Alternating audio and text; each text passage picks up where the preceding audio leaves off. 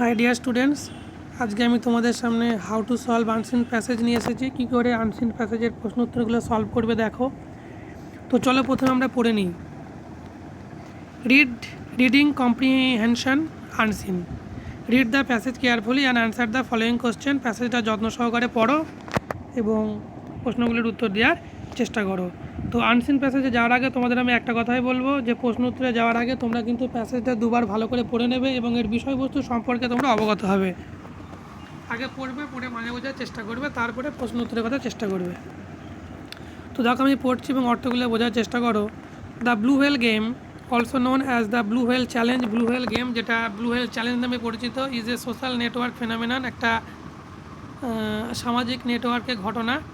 হ্যাঁ, that is claim to exist in several countries, যেটার অস্তিত্ব বর্তমানে কয়েকটা দেশে আছে বলে দাবি করা হয়।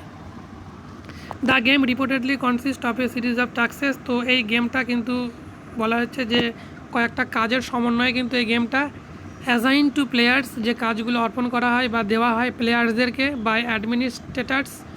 এই গেমটা যারা পরিচালনা করে, হ্যাঁ, সেই কর্তৃপক্ষ বা অ্যাডমিনিস্ট্রেটারদের দ্বারা কিন্তু এই কাজগুলো দেওয়া হয় প্লেয়ার্সদেরকে ওভার 50 ডেজ, এবং তারা 50 দিন ধরে কিন্তু এই কাজগুলো করে, 50 দিন ধরে বেশি সময় ধরে, 50 day period.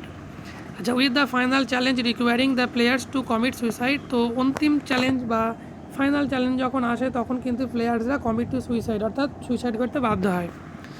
Blue blue whale began in Russia. Blue whale শুরু হয়েছিল রাশিয়াতে ইন 2013 উইথ F-15-7 দিয়ে, F-15-7 দিয়ে one of the names of so call death group, যার আর একটা নাম হচ্ছে death group of the VKontakte social নেটওয়ার্কে, যেটা পরিচিত। Philipp Budeikin, a former physiology student. Philipp, মনে রাখবে, ফিলিপ বুডিকিন, যে নামগুলো থাকবে এবং সে কি করে, হ্যাঁ, এইগুলো কিন্তু ভালো করে তোমরা যখন পড়বে তখন কিন্তু তোমরা রুল দিয়ে আন্ডারলাইন করে নিতেও পারো। হ্যাঁ, এতে কিন্তু তোমাদের উত্তর বাঁচতে কিন্তু সুবিধা হবে। তো চলো দেখো, Philipp Budeikin, a former physiology student, তো প্রাক্তন মনোবিজ্ঞানের ছাত্র, হু ওয়াজ এক্সপেলড, তাকে বহিষ্কার করা হয়েছিল বা তাড়িয়ে দেওয়া হয়েছিল ফ্রম দ্য ইউনিভার্সিটি থেকে। কেন না, ক্লেমড দ্যাট হি ইনভেন্টেড, এটা দাবি করা হয়েছিল যে সে আবিষ্কার করেছিল দ্য গেম, এই গেমটাকে।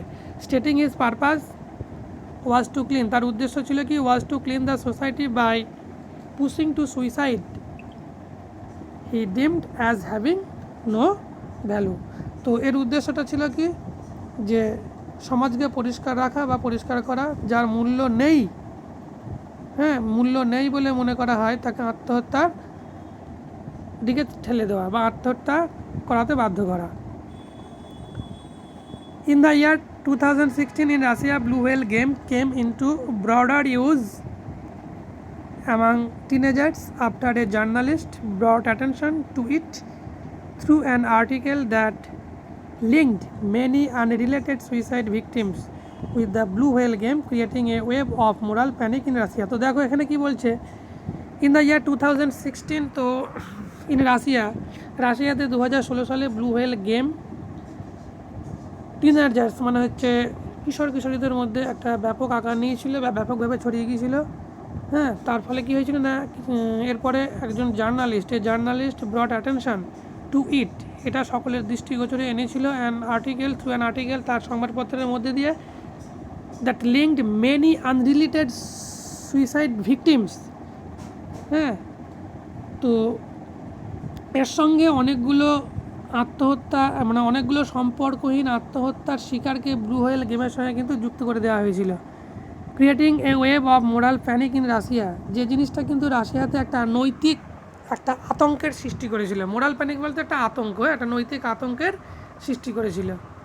তো ডিয়ার স্টুডেন্ট, আমি আশা করছি তোমরা প্যাসেজটা বোঝার চেষ্টা করেছো এবং এর অর্থ তোমরা বাংলা অর্থটা বুঝতে পারলে। এবার আমরা প্রশ্ন উত্তর নিয়ে আলোচনা করি। চলো, প্রথমে দেখো দেওয়া আছে এতে টিক দ্য কারেক্ট অল্টারনেটিভ। তো খুব ভালো করে দেখো, blue whale game exist India, England, Russia, several countries.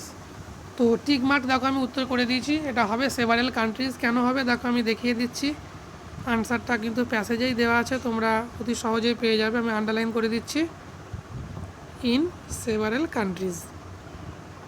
তো এবার দেখো আমরা পরের প্রশ্নে আসছি। তো পরের প্রশ্নে কি বলছে, the game continuous for a period of 20 days, 30 days, 10 days, more than 50 days। 50 দিনেরও বেশি আমি টিক মার্ক দিয়েছি, হ্যাঁ অ্যান্সারটা দিয়েছি। তো দেখো অ্যান্সারটা আমি তোমাদেরকে দেখিয়ে দিচ্ছি, ওভার এ 50 ডে। ওকে, তো এবার দেখো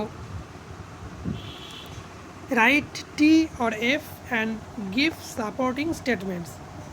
যদি সত্য হয় তাহলে তার জন্য টি লিখবে, যদি মিথ্যা হয় তার জন্য এফ লিখবে, এবং সঙ্গে কিন্তু সাপোর্টিং স্টেটমেন্ট দেবে। যদি সত্য হয়, সত্যর যে সেন্টেন্সটা পড়ে তুমি বুঝতে পারলে যে সত্য হবে, সেই সাপোর্টিং স্টেটমেন্ট অর্থাৎ সমর্থন সূচক বাক্য। সাপোর্টিং স্টেটমেন্ট বলতে বোঝায় সমর্থন সূচক বাক্য, অর্থাৎ কোন বাক্যটার মাধ্যমে তুমি বুঝতে পারছো যেটা সত্য বা মিথ্যা হবে, সেই সেন্টেন্সটা পুরোপুরি হুবহু তুলে দিতে হবে। তো প্রথমে কি বলছে, the blue whale game consist of a series of tasks. তো ব্লু হোয়েল গেমটা কিন্তু কয়েকটা কাজের সমন্বয়ে গঠিত। এটা টি। কেন টি দেখো আমি দেখিয়ে দিচ্ছি তোমাদের, খুব ভালো করে লক্ষ্য করো।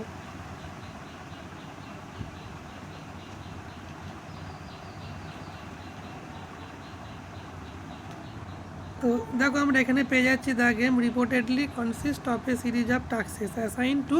তো পুরো লাইনটা তোমরা লিখে দেবে। আমরা এখান থেকে বুঝতে পারছি যে এটা কিন্তু টি হবে, এবং এই ব্লু হোয়েল গেমটা কিন্তু কয়েকটা কাজের সমন্বয়ে গঠিত। তো ডিয়ার স্টুডেন্টস, এবার আমরা দ্বিতীয় প্রশ্নে আসছি। দেখো,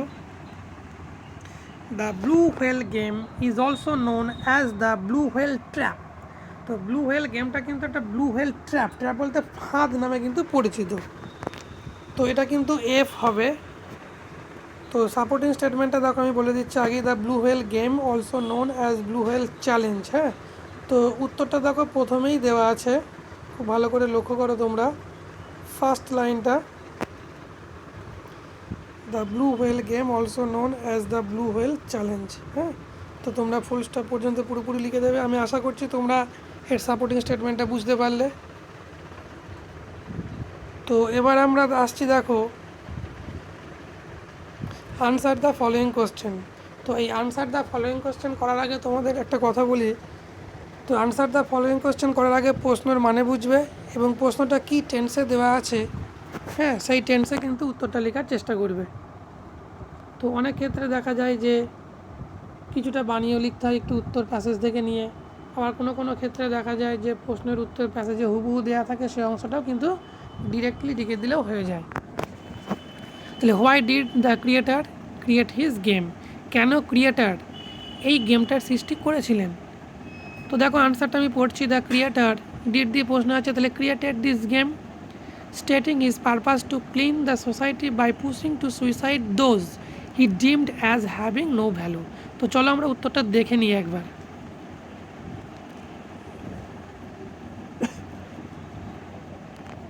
দেখো, তো এখানে দেখো যে এখানে হি বলতে দ্য ক্রিয়েটার ইনভেন্টেড। হ্যাঁ, তো ইনভেন্টেড মানে ক্রিয়েটেড করেছিলেন।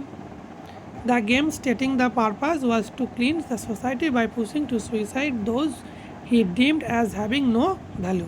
ওকে, আচ্ছা এইবার আমরা সেকেন্ড প্রশ্নে আসছি। দেখো সেকেন্ড প্রশ্নে কি বলছে, খুব ভালো করে লক্ষ্য করো। What did the journalist publish in the articles about the games.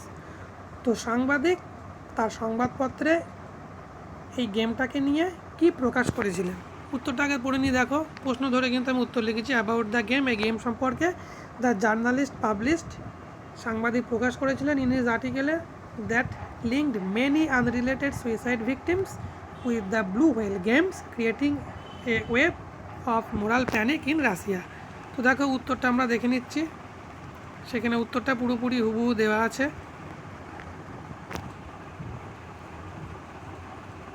তো দেখো, a journalist brought attention to it through an article that linked many unrelated suicide victims with the blue whale game creating a wave of moral panic in Russia. Okay, আচ্ছা আশা করছি তোমরা answer দাও following কোশ্চেনের আনসারগুলো তোমরা বুঝতে পারলে।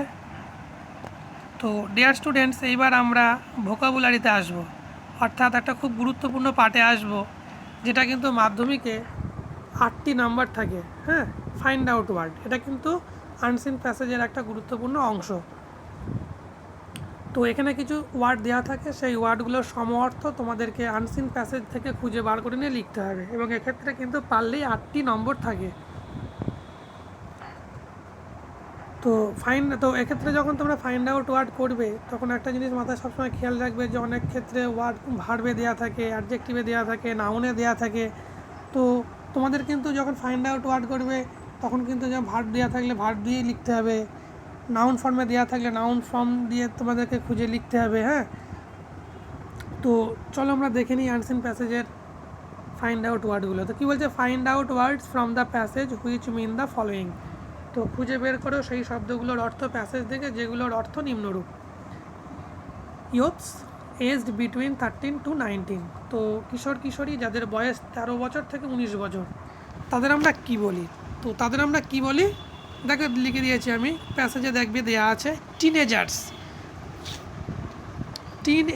অর্থাৎ দেখো 13 থেকে কিন্তু টিন শুরু হচ্ছে, 13, 14, 15, 16, 17, 18, 19, তো 19 পর্যন্ত কিন্তু টিন আছে। তাহলে এই যে 13 থেকে 19 এর মধ্যে যে সমস্ত ছেলে মেয়েদের বয়স তাদেরকে আমরা বলি টিনেজার্স। তো এইবার দেখো আমি আসছি দ্বিতীয় ফাইন্ড আউট ওয়ার্ডে।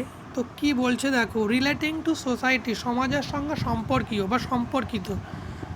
তো দেখবে সোশ্যাল দেওয়া আছে, সোশ্যাল বলতে সমাজকে বোঝায় কিন্তু। হ্যাঁ, তোমরা প্যাসেজে দেখবে আনসিন প্যাসেজে সোশ্যালটা লেখা আছে, এটা খুঁজে বার করে নিয়ে দেখবে লিখবে। তো আমরা এবার তৃতীয় ফাইন্ড আউট ওয়ার্ডে আসছি। দেখো কি দেওয়া আছে, অবজেক্ট। অবজেক্ট বলতে বলতে কি বোঝায়, উদ্দেশ্য বোঝাচ্ছে এখানে। হ্যাঁ, তো এটাও দেখবে আনসিন প্যাসেজে দেওয়া আছে পারপাস। পারপাস শব্দের অর্থ হচ্ছে উদ্দেশ্য। তো এবার দেখো দেওয়া আছে ফ্রিট। ফিট শব্দের অর্থ কি, ফিট শব্দের অর্থ হচ্ছে আতঙ্ক, ভয়, হ্যাঁ, ডর, এগুলোকে বলা হয় কি ফিট। অর্থাৎ দেখবে আনসিন প্যাসেজের শেষের দিকে দেওয়া আছে দেখবে প্যানিক। তো প্যানিক মানেও কিন্তু আতঙ্ক বা ভয়। তো ডিয়ার স্টুডেন্টস, তো আমি আশা করছি তোমরা এই ভিডিওটা থেকে কিভাবে আনসিন প্যাসেজের প্রশ্ন উত্তরগুলো সমাধান করতে হয় সেটা তোমরা শিখতে পেরেছো। তো তোমরা আনসিন প্যাসেজের প্রশ্ন উত্তরগুলো আবারও বলছি, প্রশ্নের উত্তরগুলো লেখার আগে আনসিন প্যাসেজটাকে দুবার পড়বে, এর বিষয়বস্তুগুলো ভালো করে বোঝার চেষ্টা করবে, তারপরে তোমরা প্রশ্ন উত্তরে আসবে। তো তোমরা বাড়িতে ভিডিওটা ভালো করে দেখো, বুঝতে না পারলে বলো, আমি আবার তোমাদের বুঝিয়ে দেবো।